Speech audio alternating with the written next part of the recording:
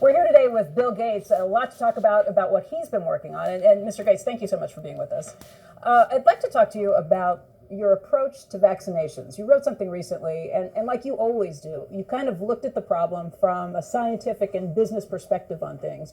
You've invested $10 billion in vaccinations over the last 2 decades, and you figured out the return on investment for that, and it kind of stunned me. Can you walk us through the math?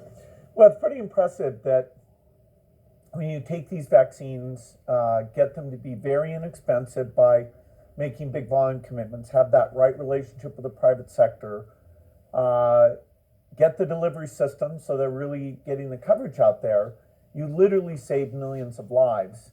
And 20 years ago, when we created these new multilateral organizations, Gavi for the vaccines, Global Fund for HIV, TB, and malaria, we didn't know they'd be successful.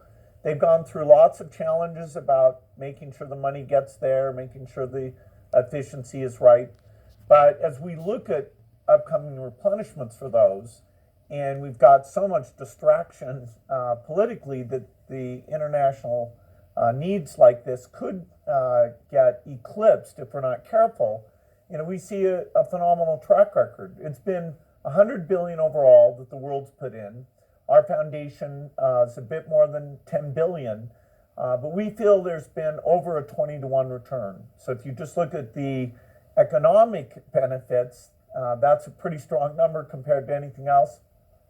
The human benefit in millions of lives saved. So, you know, we're here with a pretty strong message that although all these other issues are very important, let's not forget about the great success in global health and maintaining that commitment. I think the numbers